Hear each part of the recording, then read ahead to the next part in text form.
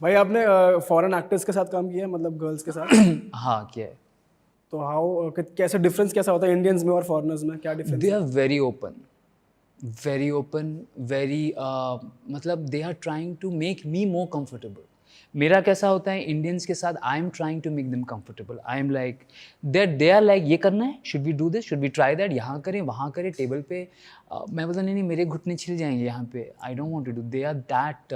तो आप थोड़े नर्वस होते हैं उनके आगे? I am not nervous, I am like, क्योंकि मैं कंफर्ट जोन में खेलता हूँ और वो लोग इतने फ्लेक्सिबल होते हैं कि they are like let's do this, let's do that. कभी कभी हमने सॉफ्ट फिल्में भी की है, उसमें भी वो फुल करना चाहते हैं। अच्छा। वो बोलते हैं I am so aroused by this guy कि मैं तो आप कुछ भी करवा लो, आई एम ओके, क्योंकि डायरेक्टर उसको छुपा रहा है। जैसे उसके प्राइवेट पार्ट्स पे फूल डाल रहे हैं, हनी डाल के उसको स्टिक करवा रहे हैं, बोलते निकाल दो, कर लो सीन। तो आई गेट लिटिल सरप्राइज्ड कि दे आर सो बोल्ड। और उनको क्या है कि वो शॉर्ट टाइम के लिए आते हैं, या हम लोग उनसे मिलते हैं, हम लोग कैसे, हमको पता है ये करना है, उनको पता है ये करना है फिर कहीं और। तो दे उनके साथ जो केमिस्ट्री आती है, उनका जो किस होता है, कुछ इनहिबिशंस नहीं होते। हमारे कैसे ना सोच सोच के किस कर रही है, सामने वाले ना सोचे कि इसको मज़ा आ रहा है, वो ये दिखाना चाहते हैं कि मजबूरी में कर रही है। वो लोग कैसे खुल के करते हैं, खुल के सारे सब कुछ करते हैं, मतलब जहाँ पे नहीं भी किस करना है वहाँ पे भी आपको किस कर देंगे। ओके।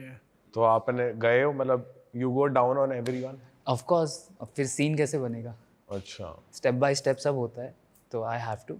तो आप उस टाइम सोचते यार हाइजीन का और ऑफ कोर्स वही हाइजीन, तो मैं जैसे ही बोलता हूँ I always carry wet wipes. मेरा हमेशा एक पाउच रहता है, तो उसमें वेट वाइप्स होते हैं, टॉवल होता है, पानी आज भी लाए हो आप? इसके बाद कहीं जाओगे? नहीं, कुछ कुछ तो है, सब नहीं है, बट वहीं पे मैं एक पानी का बॉटल सब रखता हूँ। मैं उनको कान में बोलता हूँ जाओ थोड़ा क्लीन करके आओ। भाई आपका कुछ लॉन्ग टर्म विजन भी है? जैसे अगर आप एक एक्टर की तरह वो काम कर रहे हो and you are making good money, very good money, तो आप कभी सोचते हो अगर मैं प्रोड्यूसर बन जाऊं या मेरा ही चैनल हो, मैं ही कंपनी, मेरी कंपनी हो, तो मैं कितना पैसा बनाऊंगा? उस वे में आप सोचते हो कि मैं प्रोड्यूस करूंगा कभी आगे चल के?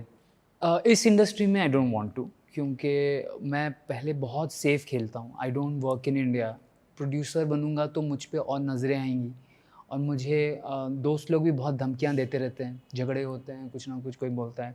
मैं तो अभी किसी के घर भी जाता हूँ ना, मैं एक सेफ्टी बाइट लेता हूँ कि वो कैसा? डोर खोल रही है, मुझे अपने घर पे लाई है। मैं 4-5 सवाल करता हूँ। मैंने 1-2 ऐसे रील्स भी बनाए हैं कि रील्स बना रहे हो आप, अपनी मर्ज़ी से बना रहे हो मेरे साथ। तो मैं अगर प्रोड्यूसर बनूंगा, मुझे लगता है कि लोग मुझे परेशान बहुत करेंगे, क्योंकि मुझे पता है मेरा OTT बहुत जल्दी बूम कर जाएगा, क्योंकि ऑडियंस का एक फेथ है, एक्ट्रेसेस का फेथ है, तो सबका मार्केट डाउन हो जाएगा। मुझे सब बोलते भी है, कुछ लोगों ने तो बना के रखा है, मैं बस साइन करना है, बट मुझे नहीं करना है। तो as a producer I don't see myself. अगर मुझे टेलीविज़न या फिल्म्स में प्रोड्यूस डायरेक्ट करने का मौका मिले, मे बी। बस इस इंडस्ट्री में मैं एज एन आर्टिस्ट काम करता हूँ, दैट्स अबाउट इट। तो एक्चुअली लिमिटेड है ये, ऐसा है कि अभी है, फ्यूचर का मुझे पता नहीं। इट्स आपने एनल सीड्स भी ट्राई करे? कभी नहीं किया एक्चुअली। वो क्या होता है कि it's not very easy, you need उसके लिए, मतलब बातें बहुत हुई है, but most of these actors are inexperienced. तो उनको समझाओ, रिझाओ, उनको दारू चाहिए, ये चाहिए, सेट पे दारू वारू मिलता नहीं, तो हम सोचते हैं यार ख़त्म करो, दूसरा सीन है। तो फॉरेनर्स के साथ? उनके साथ भी नहीं हुआ है अभी तक एक्चुअली। मैंने एक बार ट्राई किया था, तो मैंने एक चीज़ देखा था कि हुआ है, बट सीन में कभी नहीं किया, क्योंकि उसमें बहुत कुछ एक प्रोसीजर होता है। आपको एक डूश बैग चाहिए, क्लीन करना है, बहुत कुछ है। अब ऐसे तुरंत नहीं कर सकते, उसके लिए प्रिपरेशन चाहिए, उनको रिलैक्स होना है, माइंड में 100 बातें चल रही है, और आई डोंट नो, हमने किसी को पूछा भी नहीं है इसके बारे में, तो आज तक तो नहीं हुआ है, अफसोस। अच्छा ब्रो, आप बता रहे थे आप पे एक डॉक्यूमेंट्री बन रही है जिसमें आपके पेरेंट्स भी हैं, थोड़ा मैं चाहता हूँ आप ऑडियंस को बताओ उसके बारे में। हाँ, तो ये बहुत ही अच्छी डॉक्यूमेंट्री फ़िल्म बन रही है, और इनफैक्ट उन्होंने मुझे मना किया था इंटरव्यूज़ देने के लिए, क्योंकि वो चाहते हैं कि सब फ़िल्म में आए, और बहुत अच्छी फ़िल्म बनी है। हमारे इंडस्ट्री की शूट्स को उन्होंने दिखाया है, और बहुत रेप्यूटेड प्रोडक्शन हाउस है, चैनल पे आएगा।